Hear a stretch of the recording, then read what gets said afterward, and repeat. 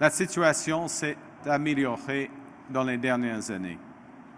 Avec la stratégie nationale de construction navale, le gouvernement libéral crée de bons emplois et de la richesse dans des chantiers navals d'un océan à l'autre. C'est notamment le cas au Québec, depuis que nous avons renversé la décision du précédent gouvernement conservateur qui avait injustement exclu le chantier des vies. Le gouvernement modernise le NORAD en investissant de nouvelles technologies et en travaillant avec de nouveaux partenaires. Le gouvernement défend le Nord et ceux qui y vivent avec de nouvelles installations militaires et une présence accrue des forces armées canadiennes. Since the end of the Harper Poilievre Conservative government, defense spending has more than doubled, but it's still not enough for the new world we live in. Nous devons en faire plus, et c'est pourquoi j'ai annoncé notre plan pour les forces armées canadiennes, c'est-à-dire de rebâtir, réinvestir et réarmer. Nous allons accroître les capacités de la marine canadienne avec de nouveaux sous-marins et brise-glaces afin de défendre le Nord et les eaux canadiennes.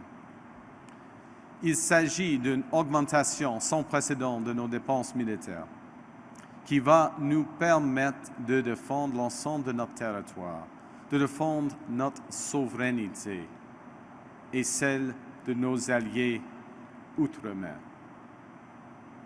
Nous allons faire en sorte que nos militaires ici au pays aient le même équipement que ceux qui défendent nos alliés à l'étranger.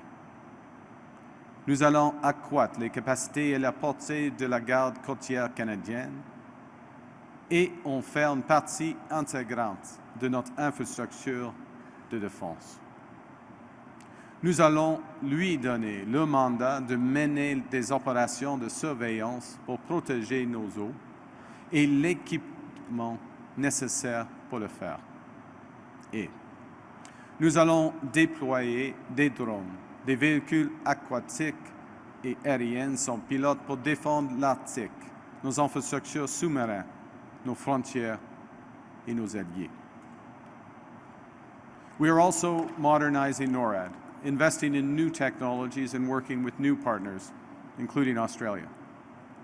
We're building new military installations and increasing the presence of the Canadian Armed Forces in the Arctic year-round to defend our sovereignty, the North, and those who call it home. Il faut non seulement investir, nous devons nous donner les outils nécessaires pour assurer notre souveraineté et appuyer l'expertise canadienne en bâtissant notre industrie militaire. Alors, aujourd'hui, j'annonce comment nous allons atteindre ces objectifs. Today, I'm announcing our plan to build the tools needed to ensure Canada's sovereignty, to support a new approach to made-in-Canada defense procurement while helping our industries and businesses reach new markets around the world. Le nouveau gouvernement libéral va renouveler notre stratégie d'approvisionnement militaire grâce à une nouvelle agence qui va centraliser l'achat d'équipements et prioriser, dans la mesure du possible, l'équipement produit ici au Canada. Nous allons renforcer l'industrie canadienne de la défense, renforcer nos chaînes d'approvisionnement. Nous allons nous donner les capacités nécessaires afin de répondre aux besoins de nos forces armées sans dépendre d'autres pays comme les États-Unis. Nous allons le faire en utilisant l'acier, l'aluminium et les minéraux critiques canadiens. Nous allons nous appuyer sur l'expertise de nos entreprises et de nos travailleurs et s'assurer qu'ils bénéficient de notre stratégie. Nous allons nous donner les ressources nécessaires pour assurer notre souveraineté, tout en créant de bons emplois et de la richesse ici au Canada. At the core of our new strategic approach to defense and security, we will also establish Borealis, the Bureau of Research, Engineering, and Advanced Leadership in Innovation and Science. Borealis will advance cutting-edge research in artificial intelligence, quantum computing, and other frontier technologies essential to safeguarding Canadian sovereignty. Because today, defense is not only about manpower, it's about brainpower. Borealis will drive innovation in terms of security technologies, enhance our capacity to deter threats, and strengthen Canada's technological superiority, all helping to ensure Canadian safety and Canada's sovereignty for decades to come. We won't only bring the Canadian Armed Forces up to today's standards, we will also build a military that is ready to fight threats that Canada is facing, and we will protect Canadians now and into the future. And in that process, we will create good high-paying jobs and prosperity here at home through a made-in-Canada procurement strategy. And we will help the Canadian defense businesses diversify their exports through an expanded CanExport program that will take full advantage of our existing trade agreements with countries around the world. A key element will be to boost Canada's domestic defense industries and production as we build security with our reliable global partners. And that includes advancing Canada's involvement in the new Rearm Europe plan in support of transatlantic security, while we prioritize investment here in Canada with every dollar spent wisely and effectively.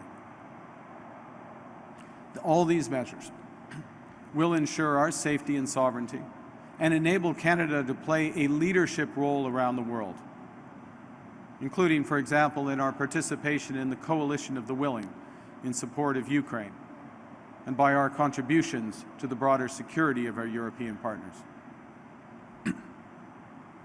Nous allons bâtir des forces armées canadiennes qui sont prêtes à combattre les menaces auxquelles le Canada fait face et à protéger les Canadiens et Canadiennes, aujourd'hui et pour des années à venir.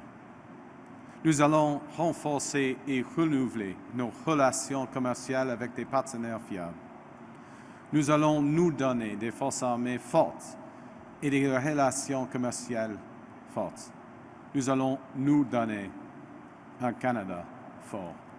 Merci, thank you, and I look forward to your questions. Thank you, Prime Minister. Merci, Monsieur le Premier ministre. Nous allons maintenant prendre des questions de la délégation pour une quinzaine de minutes, ensuite des questions des médias locaux. First question, première question. Good morning, David Aiken, Global News. How are you? Many governments have promised to fix defense procurement. I'd like to get you've announced some methods you're saying. Can you give us more details on how you'll fix procurement and why you think you'll succeed? I think the, thank you for asking a process question, because sometimes at the core of government, we really do, in fact, all times, we need to distinguish between announcements and what actually happens and how you actually get results. So this is very much, a lot of this is about process. And the first thing is to take procurement into a new, defense procurement into a new centralized agency. So that there's a focus on delivering the security that Canadians need with the equipment that we need, to provide that agency with greater powers and flexibility so that there are exceptions, for example, with respect to the level of competition that's required in terms of defense contracting, speed with which contracts can be struck, integration and a priority put on Canadian suppliers and Canadian supply chain that's going to deliver it, and then as well integrating, and this is one of the points I made towards the end, and this is, I think, very important, integrating with the new approach that's being developed in Europe, in the European Union, so-called Rearm Europe. It may be rebranded, but Rearm Europe, which is a major defense initiative. And we've been talking directly to our European partners, both at the national level, the French government, for example, and the European level, to ensure that Canada, or to enable Canada to be part of that process so that we are part of that entire defense supply chain. Obviously, we get economies of scale, economies of scope, efficiencies from that, but we diversify our reliable partners. So there's change to process in terms of speed, scale, expertise, and there's change to the relationships in terms of, or there's development of relationships with new, very large, reliable partners that we come through. Follow-up? Campbell Clark, the Globe and Mail. You've talked about a made-in-Canada defense procurement. You've put the F-35 acquisition under review. The CEO of this company, Bombardier, has raised concerns about that, about losing reciprocity and access to the U.S. market for their products. There's a U.S.-Canada defense agreement that allows Canadian companies to bid on U.S. military contracts. So will your policies lead to Canadian companies losing access to U.S. defense bidding?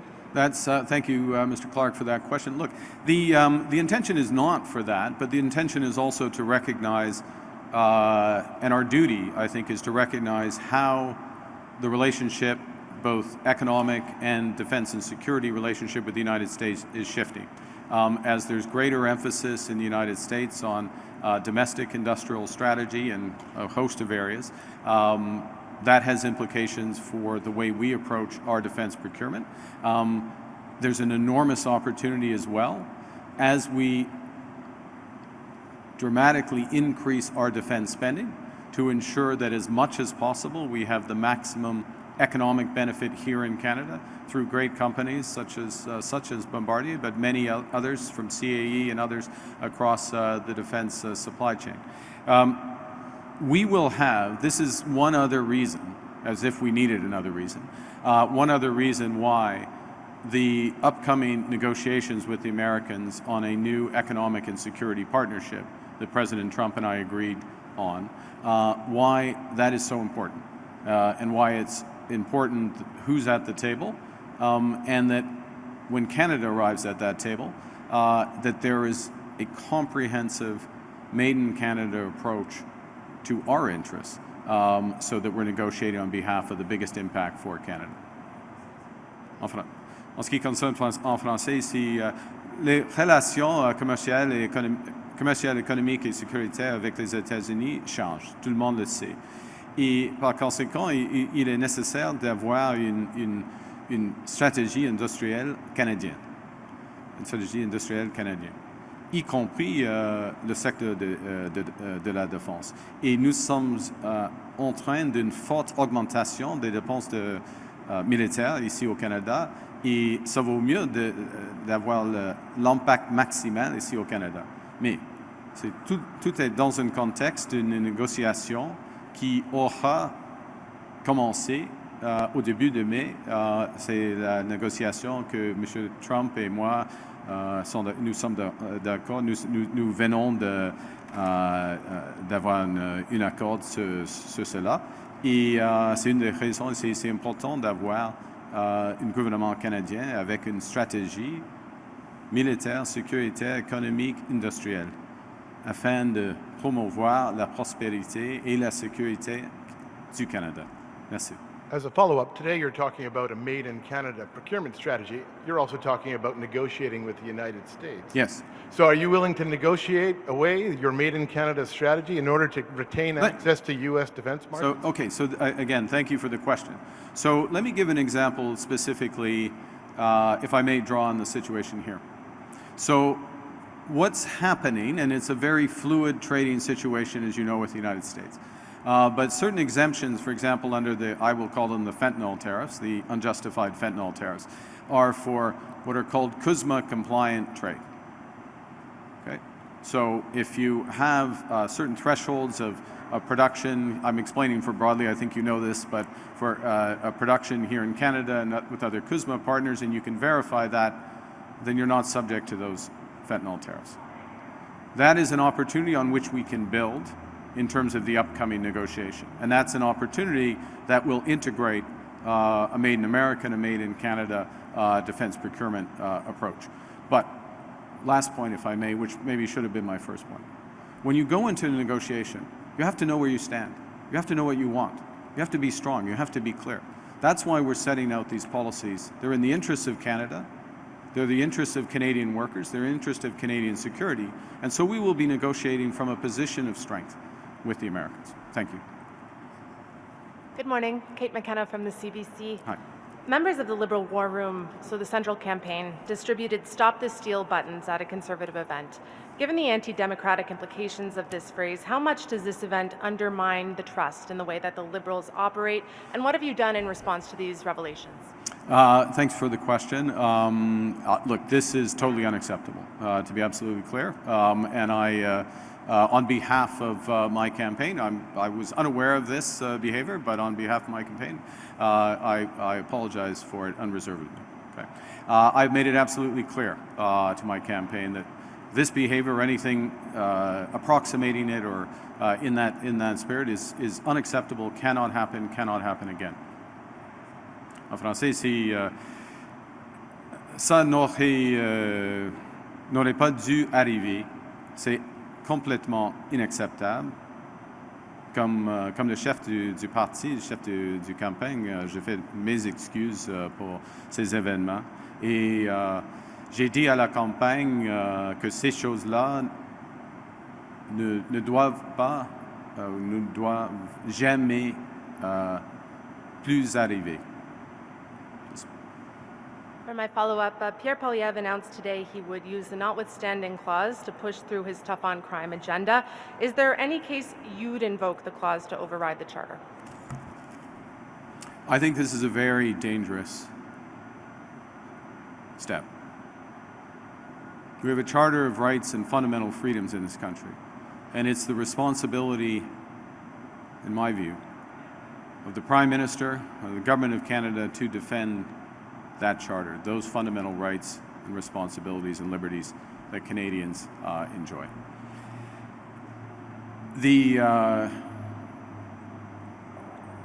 politicizing certain issues with respect to fundamental rights is a slippery slope that leads to further politicization. And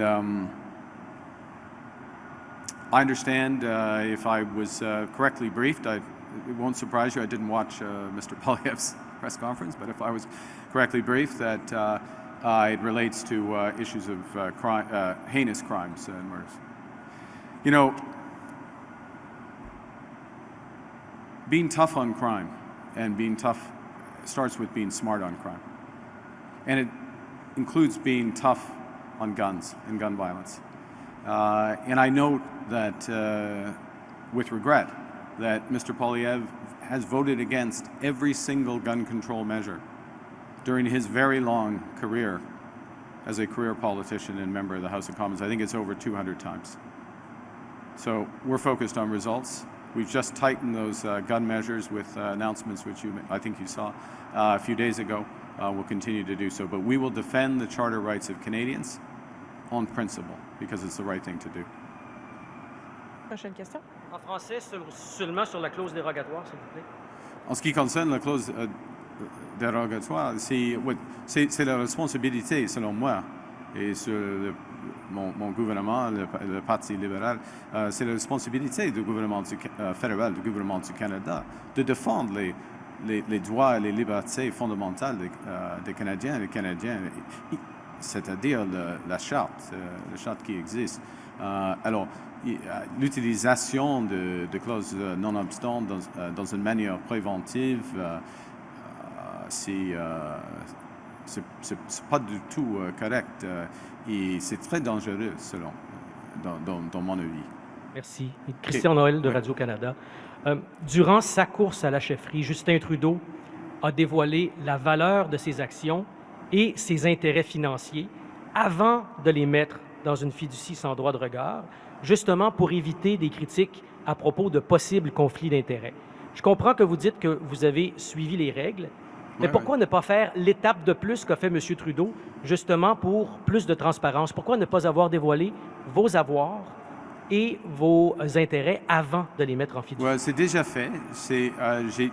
déjà les mettre dans une fiducie sans regard. C'est déjà fait avant d'être Premier ministre et c'est fait. Je suis, comme j'ai dit plusieurs fois, je suis toutes les règles bien en avance que nécessaire et c'est fait. Et maintenant, j'ai comme atout, j'ai de l'argent et de propriété personnelle. C'est tout. Somebody said en anglais. Yes. In English, look, as you say, I followed all the rules. I've followed them in advance. I've disposed of my assets before I became Prime Minister. And have a blind trust. I have conflict of interest screens. I work only for the people of Canada.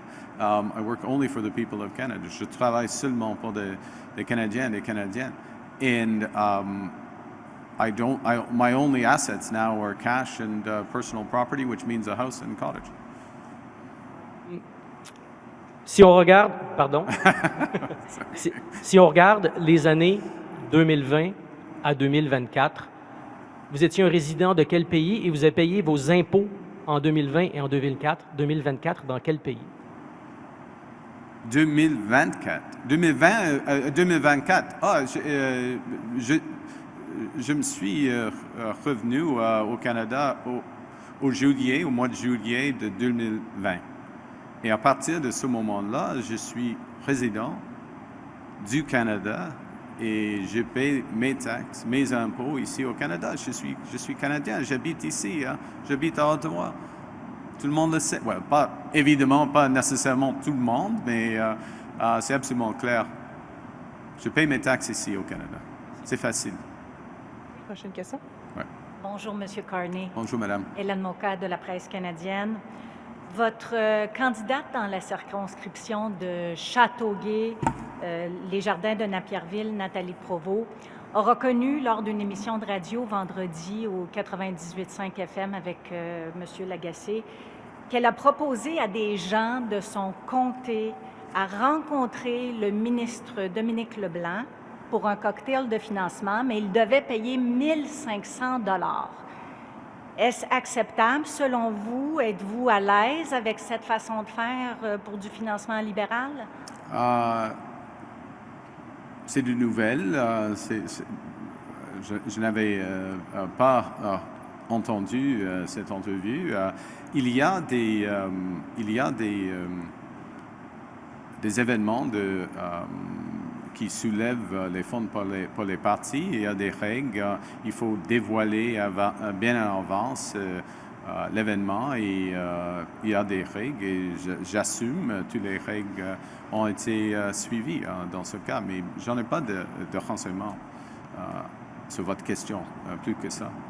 Mais j'estime Madame Provost, elle est une candidate exceptionnelle et le Parti libéral et puis je dis le Canada ont de la chance qu'elle se présente dans cette élection.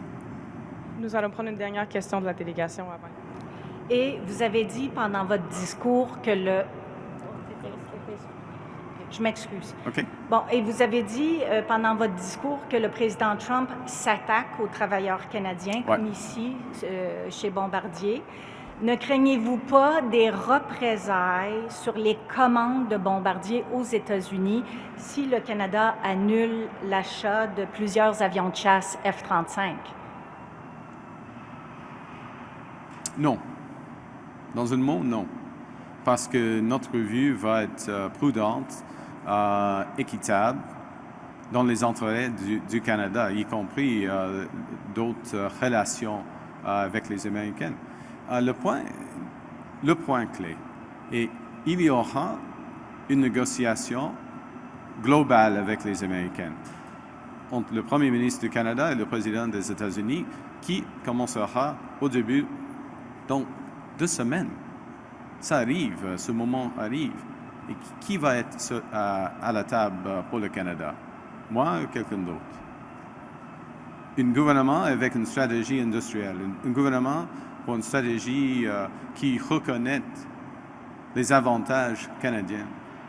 une stratégie qui contrôle notre destin économique, une stratégie qui diversifie nos partenaires, une stratégie qui rend le Canada fort, afin d'avoir, pour le Canada, mais afin d'avoir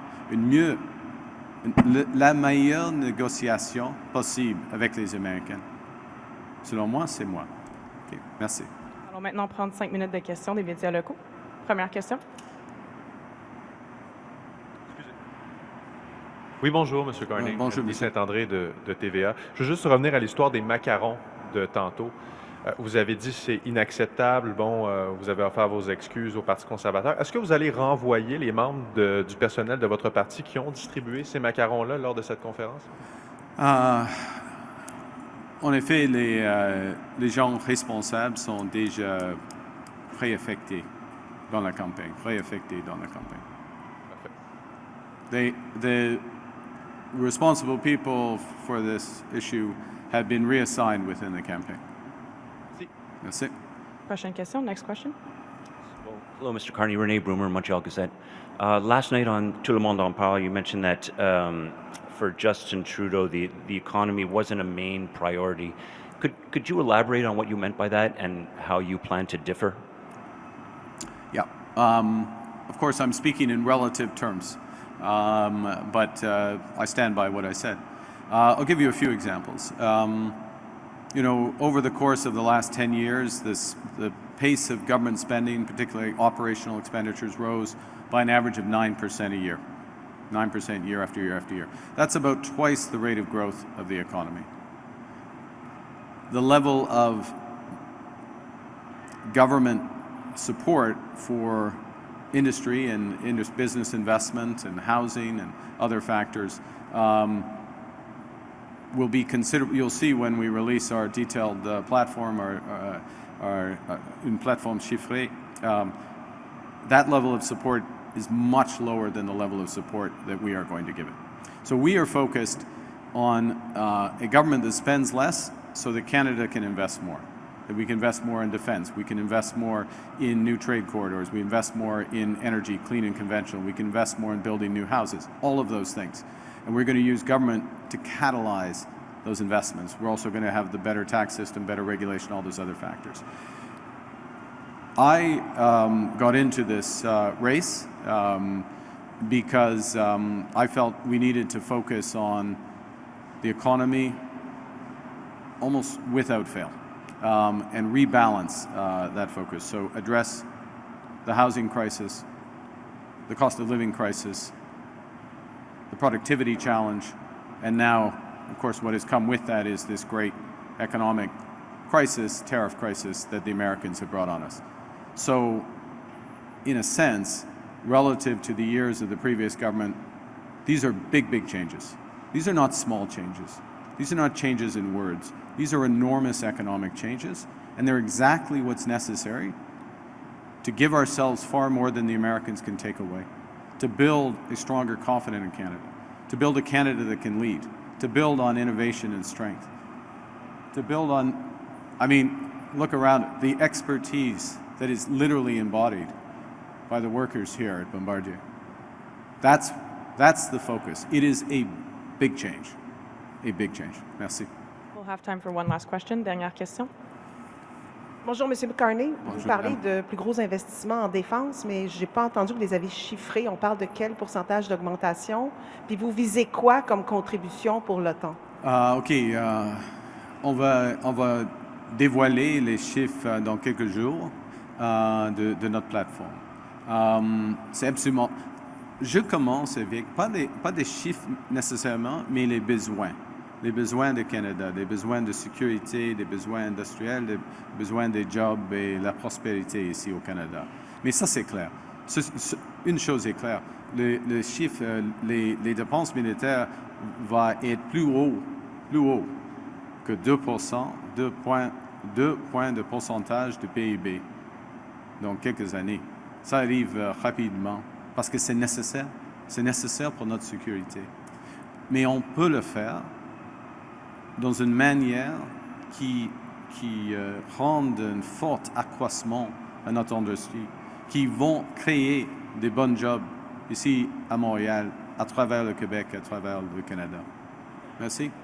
The question, with respect to defense spending, I don't start with a percentage of GDP or what can be an arbitrary figure, but what do we need? What do we need as a country? We need to reinforce our security in the Arctic. We need to reinforce our security on the frontiers. We need to build a modern capabilities as part of our roles in things like the Coalition of the Willing.